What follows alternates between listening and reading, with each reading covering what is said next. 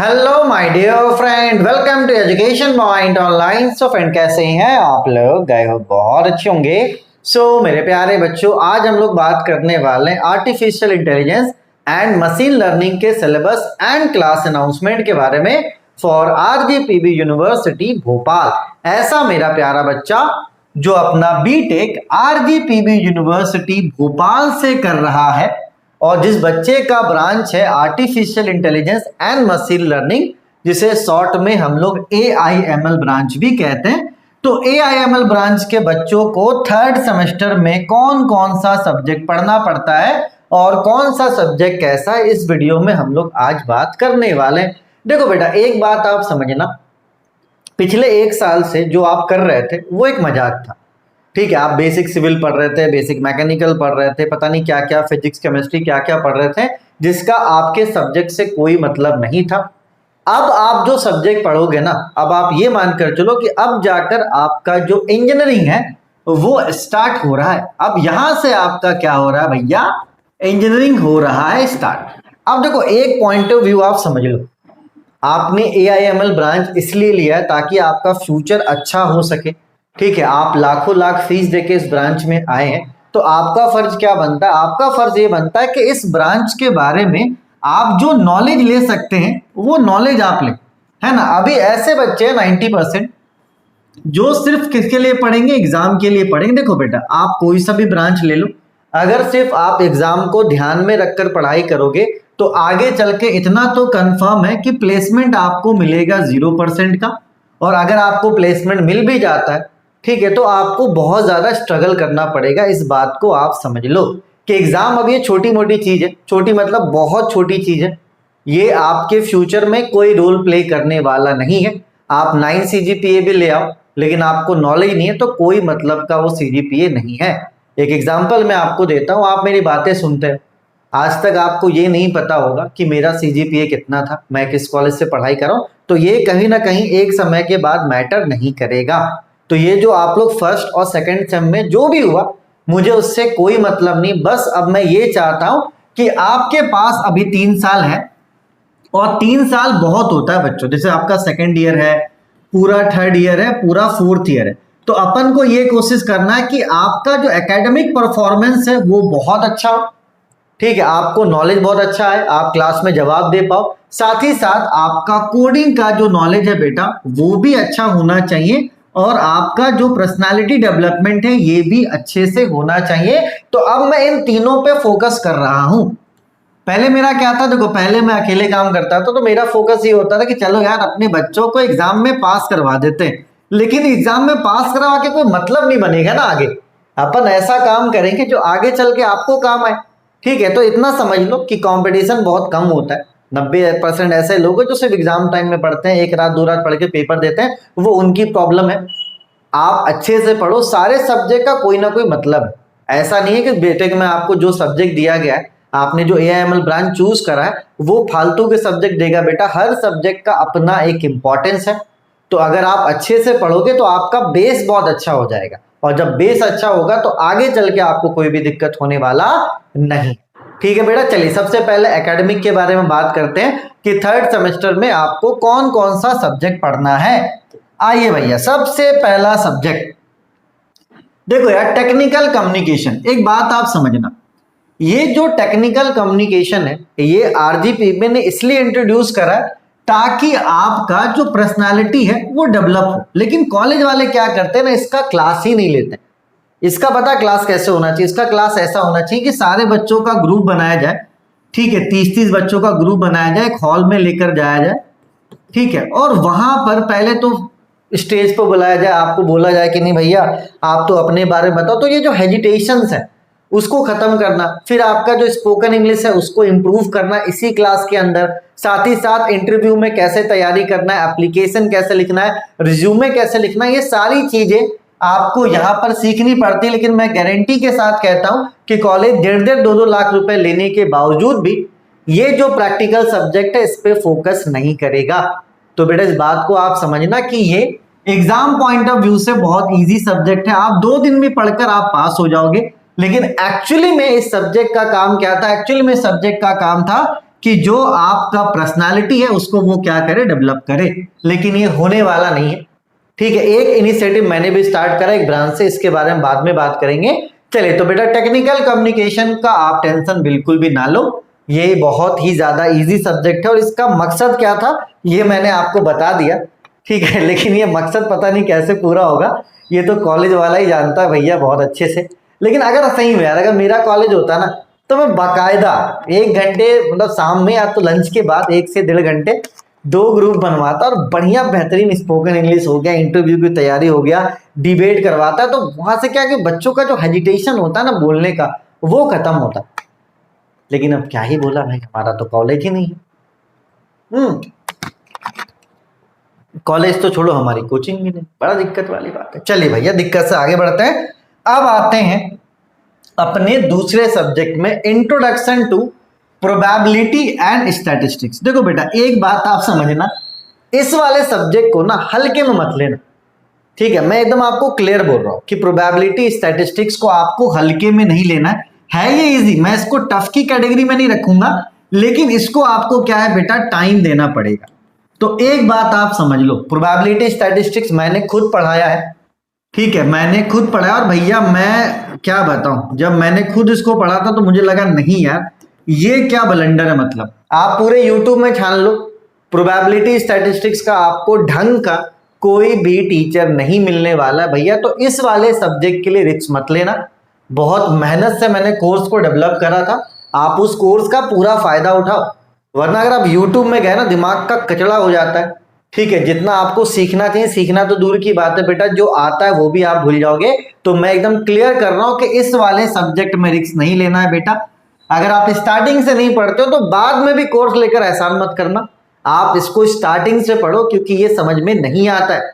आप सोचो मैंने इसके डेमो लेक्चर्स ही नहीं दिए, क्योंकि जब तक आप 16-17 लेक्चर अटेंड नहीं करोगे आपको पता ही नहीं चलेगा कि हो क्या रहा है। रैंडम वेरिएबल के बारे में आपने पूरा 11-12 पढ़ा होगा, लेकिन अगर मैं आपसे सवाल करूं कि रैंडम वेरिएबल क्या होता है, तो आपको अभी भी पता नहीं होगा कि रैंडम वेरिएबल क्या होता है, जबकि पूरा 11-12 की प्रोबेबिलिटी में वही भरा हुआ था। ठीक है, तो इसलिए भैया इसमें रिस्क नहीं लेना। हाँ, और आगे आप अगर कंपटीशन की तैयारी करोगे तो यहाँ से अच्छे मार्क्स के क्वेश्चन आते हैं। एंड इवन क्वेश्चन कंपटीशन तो छोड़ो, अगर आपको आरजीपीबी के लिए भी अच्छा करना है तो भाई साहब पढ़ना पड़ेगा, स्टार्टिंग से पढ़ो, पैनिक होने की जरूरत बिल्कुल भी नहीं है। ठीक है, चलिए, तो ये वाले सब्जेक्ट का तो प्रॉब्लम हमने कर दिया सॉल्व, ये आपको एप्लीकेशन पे मिल जाएगा। अब आते हैं अपने दूसरे सब्जेक्ट में, ये है आपका डेटा स्ट्रक्चर। देखो बेटा, डेटा स्ट्रक्चर क्या है, ये बेसिक है किसका, कंप्यूटर साइंस इंजीनियरिंग का, सीएसई का ये बेसिक सब्जेक्ट है। आप डेटा स्ट्रक्चर पढ़ोगे, आगे जाके आप एडवांस डेटा स्ट्रक्चर पढ़ोगे, तो ये बहुत इंपॉर्टेंट है। यहाँ पे डेटा को किस तरीके से मैनेज करना है, कितने तरीके से हम लोग स्टोर कर सकते हैं, वो सारी चीजें आपको यहाँ पर पढ़नी पड़ेगी। और मैंने आपको एकदम क्लियर बोला है कि इस बार आपको एग्जाम के लिए नहीं पढ़ना है। एग्जाम एक छोटी सी चीज है जिसका वैल्यू सिर्फ और सिर्फ 1% है, इस बात को आप समझ लो। क्योंकि अब अपन को क्या करना है बेटा, नॉलेज गेन करना और आगे बढ़ना है।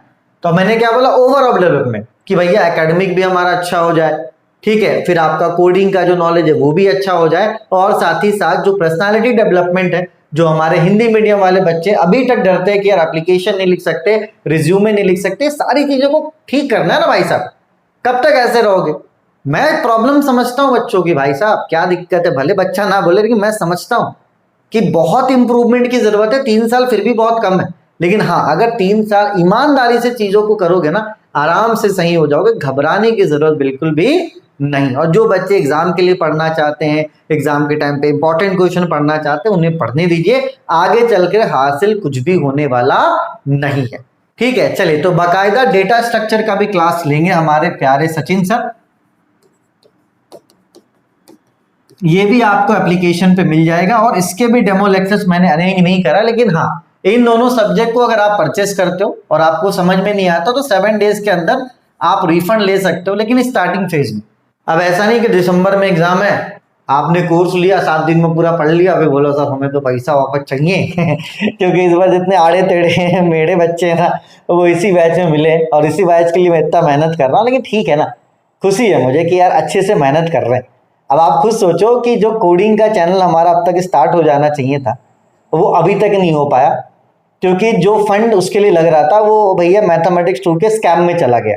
आप खुद सोचो कि अगर M2 का स्कैम नहीं होता, है ना, अगर मैथमेटिक्स 2 का स्कैम नहीं होता तो जो लॉस अपना हुआ है वो नहीं होता। अब इस लॉस की वजह से क्या क्या चीजें हुई बेटा, इस लॉस के वजह से जो सेटअप था, क्योंकि भाई साहब बहुत सारी चीजें अपन को स्टार्ट करनी है, एक सेटअप नहीं, अपन को 2 सेटअप चाहिए, क्योंकि 4 चीजें अपन स्टार्ट कर रहे हैं, सब्जेक्ट को बढ़ा रहे हैं, ठीक है, पूरे कोडिंग में C++ जावा सारी चीजें करवा रहे हैं। तो ऐसा लॉस हुआ कि ना अपन अभी तक सेटअप तैयार कर पाए, मुझे एक कार लेना था वो भी नहीं ले पाए।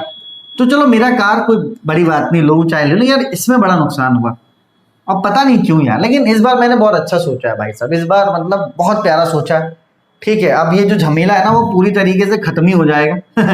ठीक है, उसके बारे में बाद में बात करेंगे। चलिए टॉपिक पे वापस आते हैं। ठीक है, तो प्रोबेबिलिटी स्टैटिस्टिक्स मैं खुद पढ़ा रहा हूं बच्चे। ठीक है, डेटा स्ट्रक्चर कंप्यूटर साइंस का एक बेसिक सब्जेक्ट है, तो हर सीएससी की ब्रांच के बच्चों को इसका आइडिया होना चाहिए। भले आप सीएस के हो, आईटी के हो, डीएस के हो, कोई भी ब्रांच हो, डेटा स्ट्रक्चर आपको अच्छे से आना चाहिए। तो एग्जाम पॉइंट ऑफ व्यू से नहीं, नॉलेज पॉइंट ऑफ व्यू से आपको पढ़ना है। ठीक है, इसका कोर्स भी आपको एप्लीकेशन पे मिल जाएगा। ठीक है, चलिए तो ये 2 चीजें आपको एप्लीकेशन पे मिल जाएंगी। अब बच्चे कमेंट करेंगे सर बहुत पैसा कमा रहे हो, हाँ खाली कोर्स बेच रहे हो हम लोगों को इसलिए वीडियो बना रहे हो, है ना। चलिए भैया कुछ फ्री करवाते हैं। चलो, object oriented programming and metrology जो एक टूल की तरह काम करता है। जब आप कोडिंग वगैरह में जाओगे तो इनहेरिटेंस, बहुत सारी ऐसी छोटी छोटी चीजें हैं। ठीक है, तो ये वाला सब्जेक्ट है ना, ये एज अ टूल किट काम करता है आपके लिए। तो इस वाले सब्जेक्ट को अपन ने पूरा फ्री करा है यूट्यूब पे, इसका लिंक डिस्क्रिप्शन पे मिल जाएगा।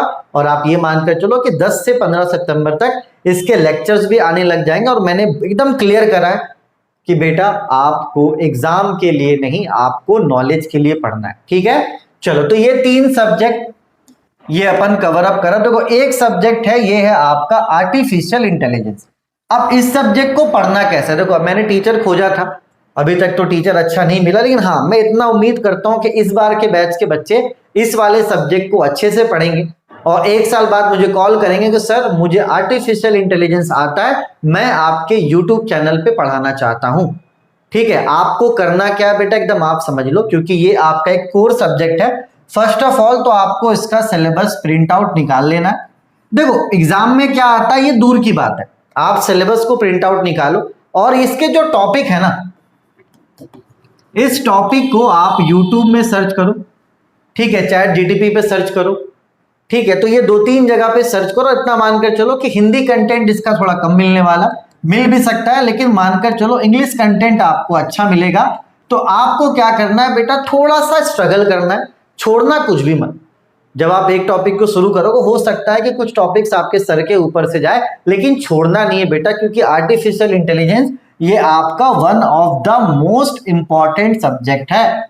ठीक है, तो आप इसको फिलहाल खुद से स्टार्ट कीजिए। अगर मुझे कोई बीच में भी अच्छा टीचर मिल जाता है जिसको एआई का नॉलेज है, तो मैं फटाफट यूट्यूब में स्टार्ट करवा दूंगा। या तो आप किसी टीचर को जानते हो तो मेरा नंबर दे देना। ठीक है, मैं भैया आर्टिफिशियल इंटेलिजेंस का क्लास स्टार्ट करवाऊंगा, तो प्लीज इस वाले सब्जेक्ट को इग्नोर मत करना। 3 चीजें मैं कवर अप करवा पा रहा हूं, ये वाला सब्जेक्ट नहीं करवा पा रहा हूं बेटा।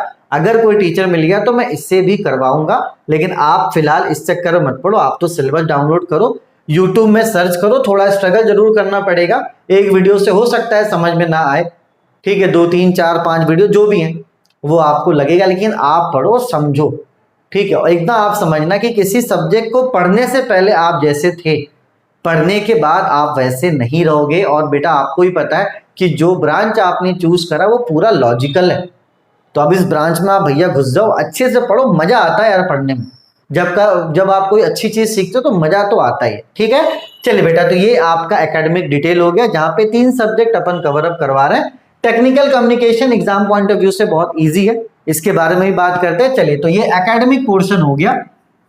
ठीक है, चलो अब थोड़ा सा प्रचार प्रसार कर लेते हैं भैया। देखो बेटा, दोनों कोर्स अभी आप ले लेना। अच्छा यहाँ गलती हो गया। ये वाला कोर्स 799 फीस का था, अभी ये आपको 699 में मिल जाएगा। ये कोर्स भी आपको 699 में मिल जाएगा। 31 अगस्त तक ऑफर है, तो भैया 31 अगस्त से पहले आप खरीद लेना, भले आप बाद में पढ़ो। तो इस ऑफर के बारे में मैं आपको बता दे रहा हूं। ठीक है, कूपन कोड आपको इंडिया यूज करना है। ठीक है, भले आप बाद में पढ़ाई स्टार्ट करना, एक हफ्ते के बाद कोर्स आप खरीद के रख लो, क्योंकि 100 रुपए आपका बचेगा, 200 रुपए आपका सेव हो जाएगा। ठीक है, बाकी ऊप्स का क्लास यूट्यूब में शुरू हो जाएगा, 3 चीजें वहां से चल जाएंगी। ठीक है बेटा, चलो अब बढ़ते हैं हम लोग आगे। ये तो हमारा पूरा एकेडमिक डिटेल हो गया। अब बात करते हैं कोडिंग का। देखो बेटा, कोडिंग में इस बार अपन ने 4 टीचर को हायर करा। ठीक है, सचिन सर आपको पढ़ाएंगे C++ प्रोग्रामिंग, चैतन्य सर आपको जावा पढ़ाएंगे, आर्यन सर आपको कंप्लीट वेब डेवलपमेंट पढ़ाएंगे, और ये आपको आदित्य सर पढ़ाएंगे पाइथन की जो प्रोग्रामिंग लैंग्वेज है वो। तो आपको कोशिश ये करना कि एक सेमेस्टर में कम से कम एक लैंग्वेज की आप कोशिश करो, क्योंकि अभी आप 3rd सेमेस्टर में हो, तो आपके पास अभी समय है, किसी एक लैंग्वेज को आप पढ़ो। थोड़ा थोड़ा डेमो लेक्चर सबका देखना, आपको जो पसंद है उस लैंग्वेज को आप फॉलो करो। बाकी मैं सभी के लिए डिटेल वीडियो बनाऊंगा, लेकिन ये एक बात समझना कि 4 कोर्सेज अपन स्टार्ट तो कर रहे हैं, और ये सारे हमारे एजुकेशन पॉइंट कोडिंग चैनल पे फ्री है। चैनल का लिंक आपको डिस्क्रिप्शन पे मिल जाएगा, लेकिन मैं आपको क्लियर कर रहा हूं कि प्लीज इसको फ्री बैच की तरह ट्रीट मत करना, ये एक पेड बैच की तरह आप इसे ट्रीट करना, क्योंकि सभी सब्जेक्ट के लिए मैं पे कर रहा हूं। पढ़ना आपको है, जैसे आप पढ़ते हो फीस पापा देते हैं, तो अभी वहां पे यहाँ पे ये सिचुएशन है कि पढ़ना आपको, फीस मैं दे रहा हूं। अगर 10 बच्चा भी पढ़ता है, 10 बच्चे को भी नॉलेज होता है, तो मैं उसी से खुश हो जाऊंगा। लेकिन आपको जो भी डाउट हो, आप जो भी कोर्स सेलेक्ट करते हैं, जो डाउट होगा आपको यूट्यूब पे कमेंट करना, मैं सारे कमेंट को पढ़ता हूं, और जो डाउट्स होगा वो सभी को मैं रिजॉल्व करवाऊंगा। तो अपने माइंड में आपको ये नहीं बैठाना है कि ये एक फ्री बैच है। ठीक है, आपको इसे पेड की तरह ही पढ़ना, और आपका पूरा अधिकार है कि आप अपने डाउट्स पूछ सकते हो। जो डाउट्स होगा बेटा उसको अपन सॉल्व करने की कोशिश करेंगे। BEEE वाला हाल मत करना कि भैया 1 साल बाद वीडियो देख रहे हैं उसके बाद डाउट नहीं। अभी करंट सेशन पे चल रहा, वीडियोस अपलोड होते जाएंगे, आप देखते चले जाओ। ठीक है, एक रूटीन बना लो कि हाँ भैया 4 घंटे हमें ये पढ़ना है, 2 घंटे हमें कोडिंग पढ़ना है। ठीक है, बिना रूटीन के तो आप सभी को पता है पढ़ाई में कोई मजा नहीं है। ठीक है, तो इसको आपको एज अ पेड बैच लेकर चलना, जो भी डाउट होता है कमेंट करना है आपको। ठीक है, साथ ही साथ पर्सनालिटी डेवलपमेंट का क्लास में जहांगीराबाद में स्टार्ट करवा रहा हूँ। फ्यूचर में ये आनंद नगर में भी स्टार्ट होगा, बस कोई अच्छी प्रॉपर्टी अपन को मिल जाए। ठीक है, तो जो जहांगीराबाद के आसपास रहते हैं, आनंद नगर के आसपास रहते हैं, व्हाट्सएप ग्रुप ज्वाइन कर लो। ठीक है, यहाँ पर फिर मैं अलग कर लूंगा आनंद नगर वाले बच्चे को और जहांगीराबाद वाले बच्चों को। और पर्सनालिटी डेवलपमेंट में बेसिकली हमारा ये रहेगा कि भैया आपका सबसे पहले तो स्पोकन इंग्लिश अच्छा हो जाए, साथ ही साथ जो भी राइटिंग्स होती हैं, जो लेटर राइटिंग्स होती है, रिज्यूम राइटिंग्स होती है, वो सारी चीजें आपको अच्छे से आने लगे। और साथ ही साथ जब ये दोनों चीजें हो जाएगा तो फिर अपन इंटरव्यू की प्रिपरेशन भी करेंगे, क्योंकि एकेडमिक बहुत जरूरी है जो अपन कवर अप कर रहे हैं। कोडिंग बहुत जरूरी है, ये भी अपन अब कवर अप कर रहे हैं। और साथ ही साथ पर्सनालिटी डेवलपमेंट ये भी बहुत इंपॉर्टेंट रोल प्ले करता है। अगर जैसे मैं बोलने की मुझे आदत है, तो कभी कभी मैं ऐसे टॉपिक पे भी बोल के निकल जाता हूँ तो मुझे कुछ भी नहीं आता। जैसे IML के बारे में मुझे कुछ भी नहीं आता है, थोड़ा बहुत ही आता है, मैकेनिकल से मैंने बीटेक करा, लेकिन मैं बोल के निकल जा रहा हूँ, मुझे आता है। ठीक है ना, बोलोगे यस सर। ठीक है, तो भैया इस कोडिंग वाले चैनल को आपको अगर लगता है कि ये हेल्पफुल है, इसको आप सब्सक्राइब जरूर कर लेना। हेल्पफुल है तो ही करना। ठीक है, चलिए भाई साहब, टेक्निकल कम्युनिकेशन देख लो, टाइप्स ऑफ कम्युनिकेशन है ना, राइटिंग स्किल जिसकी मैं बात कर रहा था। लेकिन मुझे पता है कॉलेज वाला नहीं करवाने वाला, अच्छा सब्जेक्ट था यार, इसका लैब होना चाहिए था, और इवन 6 महीने बच्चों को समय मिलता तो मजा आ जाता। लेकिन ठीक है, कोई दिक्कत नहीं है ना। आप देखो जॉब इंटरव्यू के बारे में, ग्रामर के बारे में, एबिलिटी के बारे में करना था। ठीक है, ये आपका EI का। ठीक है, इसका आप प्लीज प्लीज प्लीज आप इसका सिलेबस आप डाउनलोड कर लेना बच्चों। ठीक है, जितने भी टॉपिक्स हैं उन सभी को आपको क्या करना है, यूट्यूब में सर्च कर करके पढ़ना है।